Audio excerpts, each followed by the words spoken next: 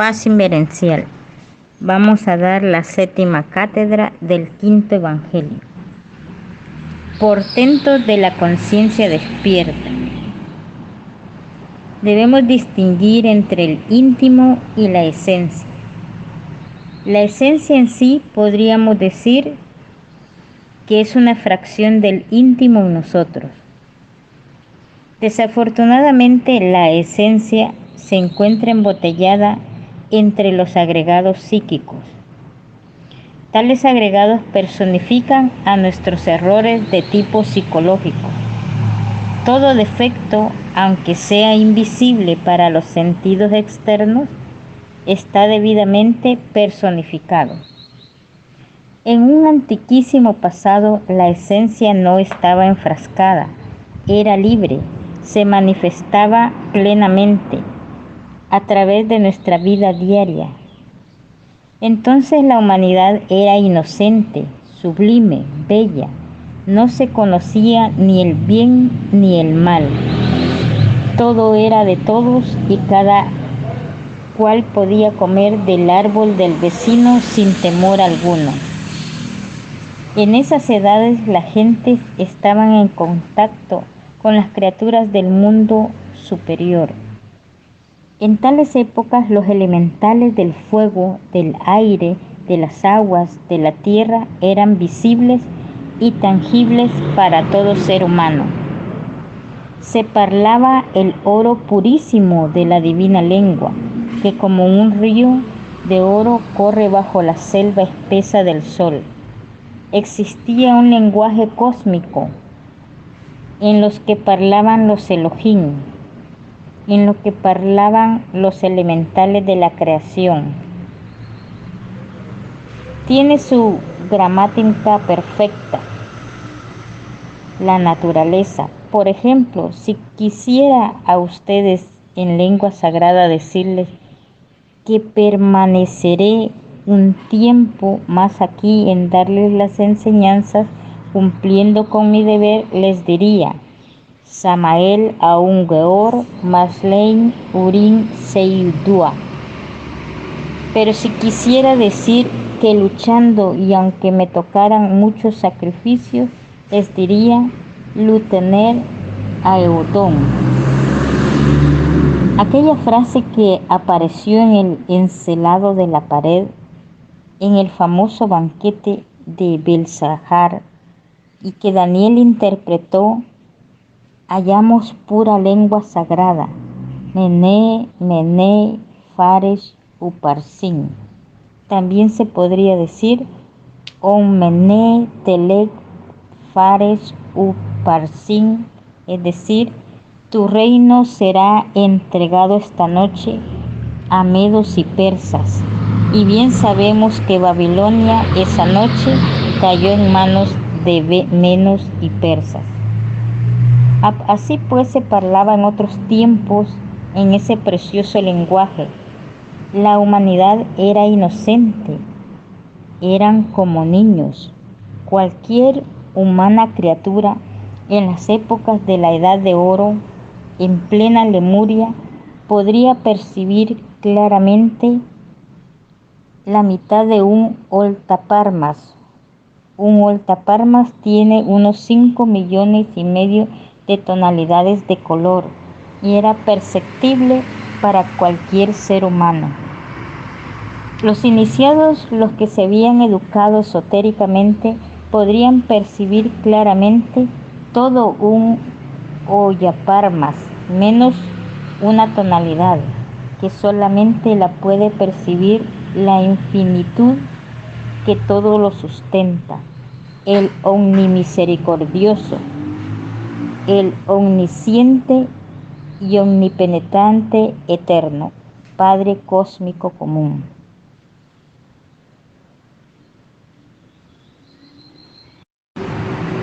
Ahora sí, apenas se perciben los 7 colores básicos del espectro solar y unas pocas tonalidades.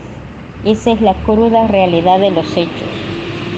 Un perro tiene un olfato mejor que el que podemos tener nosotros. Con el olfato puede seguir las huellas de su amo. El águila posee una vista que puede perseguir una lagartija a miles de metros de altura y precipitarse desde lo alto para atraparla. Hay criaturas animales cuyos logros espirituales, cuyos logros del ser son mejores que los nuestros. Así pues, ha llegado la hora en que nosotros marchamos por el camino de la involución, de la degeneración. Cuando la esencia era libre, estaba despierta. Entonces era todo luz en nosotros. Se decía que estábamos en el Edén. Pero cuando el ego surgió en nosotros, la esencia quedó embotellada entre sí mismo. Cuando la esencia era libre, existía la fe verdadera, producto del verdadero saber. Pero cuando el ego surgió y la esencia quedó enfrascada entre sí mismo, se perdió la fe. Hoy el escepticismo reina soberano sobre la faz de la tierra.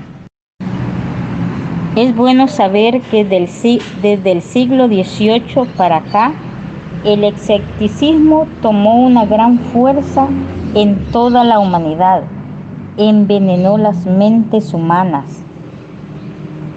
Antes del siglo XVIII, las gentes veían claramente, podían ver los elementales y las islas que habían en la cuarta dimensión. Antes a los niños se les leían cuentos de hadas para que se distrajeran y para irlos preparando su mente para la percepción de los elementales.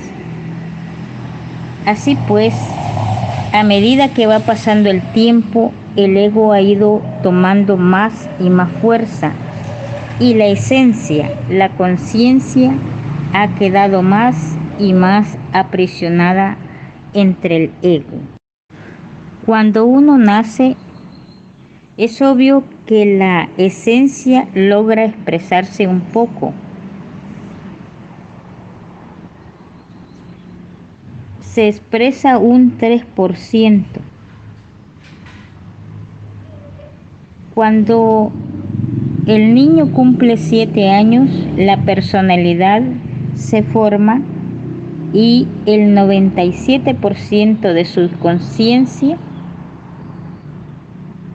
está manejada por el yo psicológico.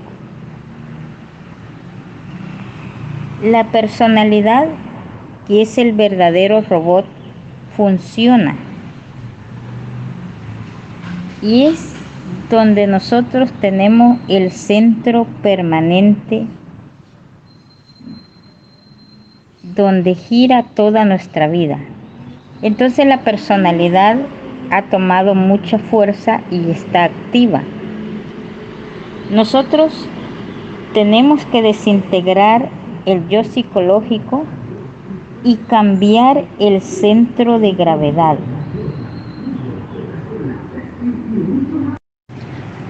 Para ello nosotros tenemos que ir eliminando el yo psicológico.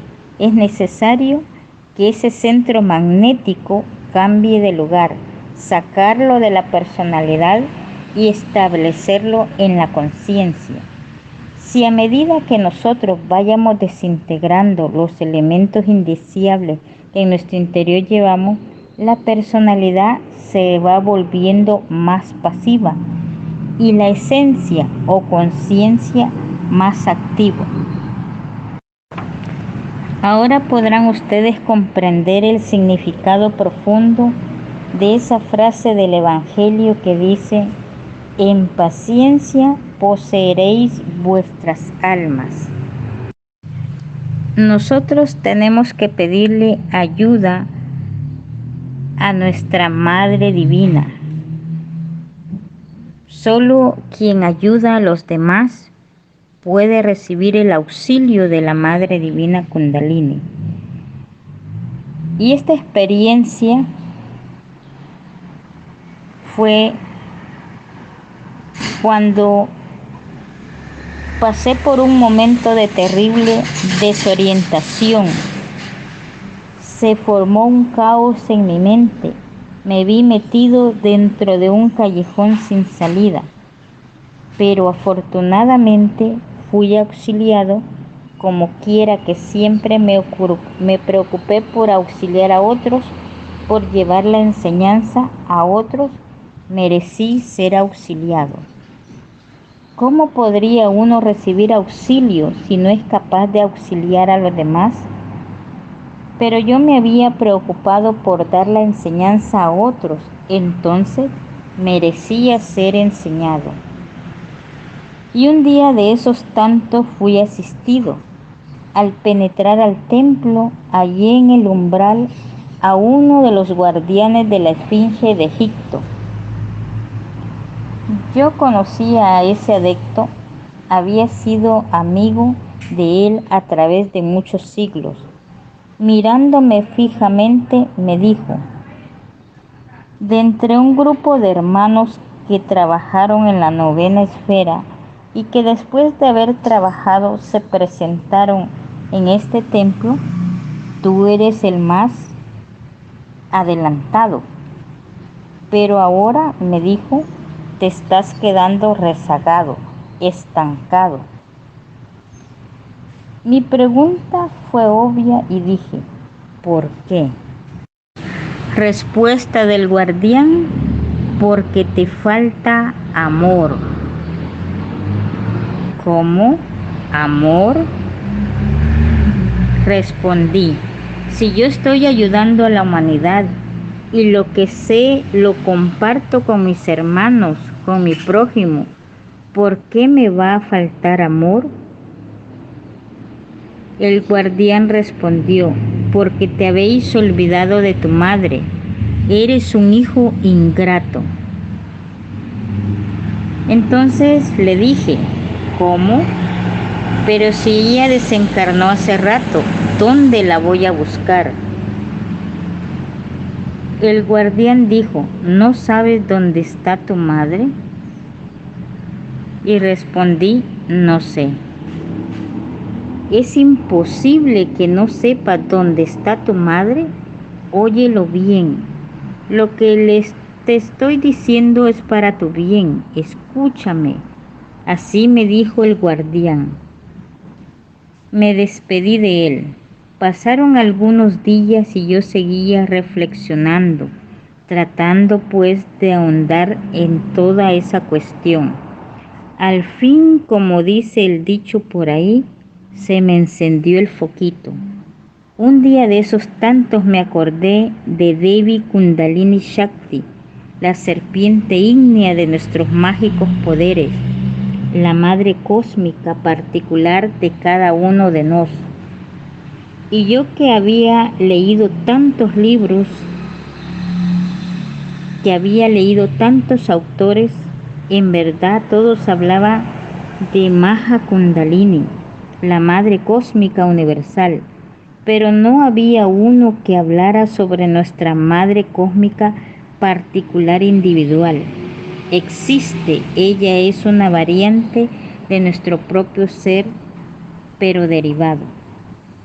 Nuestro ser tiene muchas partes y una de las partes más importantes de nuestro ser es nuestra madre cósmica particular individual, Devi Kundalini.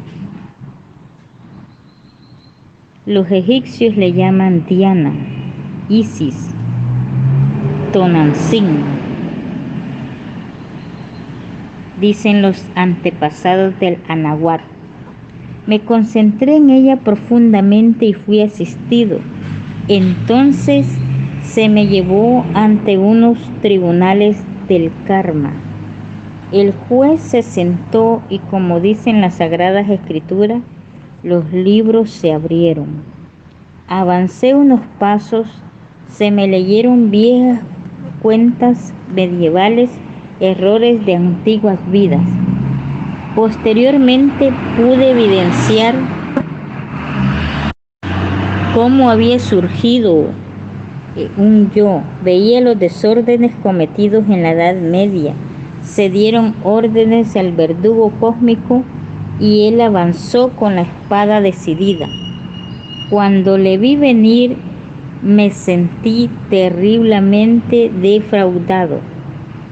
Tanto luché allá en el mundo físico, dije, por ayudar a la humanidad, por darle las enseñanzas, y este ha venido a ser el resultado. ¿De qué me sirvió, dije, haber estado dando las enseñanzas en el mundo físico? Mas cuando ya la espada se acercaba contra mi pecho, sentí un movimiento extraño dentro de los cuerpos existenciales superiores del ser y algo salió de mí. Observé y vi, sí, aquel agregado psíquico inhumano.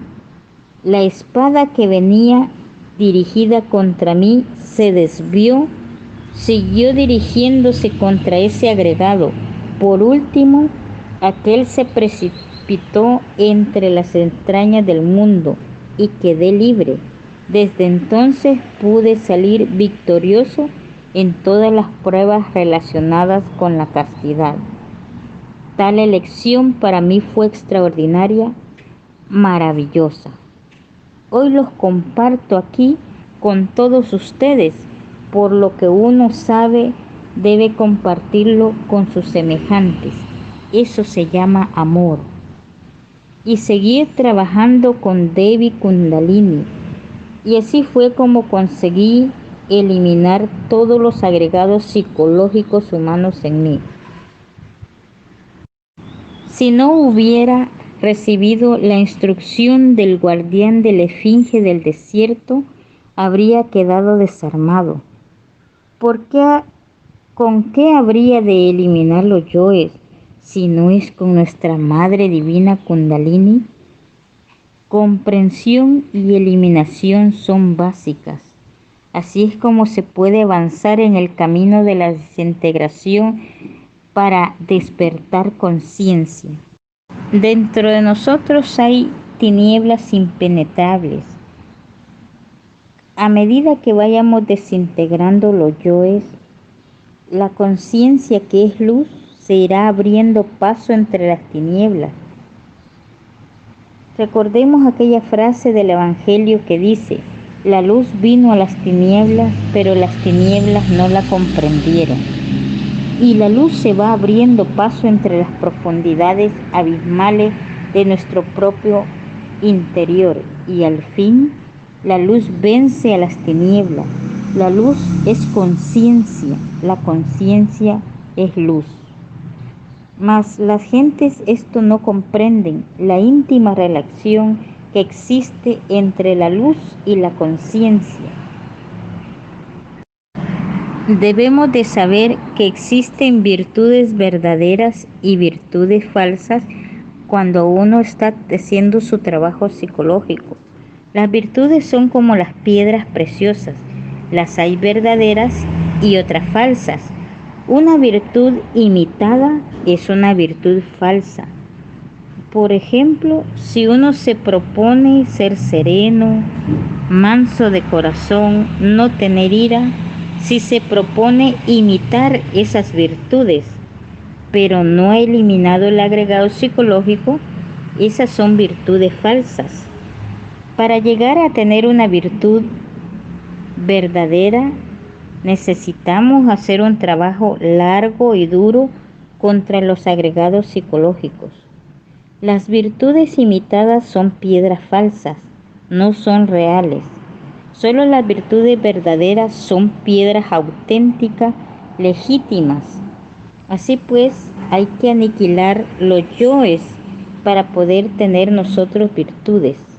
Y cada virtud hay que pelearla uno mucho para llegar a tenerla. Es una gema preciosa que tenemos que sacar del fondo del abismo con la punta de la espada. La virtud no es cuestión de poses pietistas. La virtud no es cuestión de fingir mansedumbre, ni de creernos puritanos. Virtud viene de una raíz que es viril, virilidad. Solo con la virilidad, solo a través de lucha se pueden conseguir la gema preciosa que corresponda a alguna virtud. Vean ustedes que el trabajo que tenemos que realizar es algo duro y dispendioso. Se necesita cambiar. No podríamos cambiar si no eliminamos los defectos. Necesitamos pasar a un nivel superior del ser. Necesitamos ascender de nivel en nivel hasta llegar a la parte más elevada de todos los niveles del ser. Y solo es posible muriendo en sí mismo de instante en instante. Despertar, sí, eso es maravilloso. Todos ustedes quisieran ver, tocar y palpar las grandes realidades de los mundos superiores. Despertando conciencia, volveremos a ser como niños con todas las virtudes y con todo el trabajo de los mundos superiores, que somos ayudados por los elementales, por los maestros de la logia blanca, cuando uno da la enseñanza y ayuda a su prójimo llevándole luz. Paz inverencial.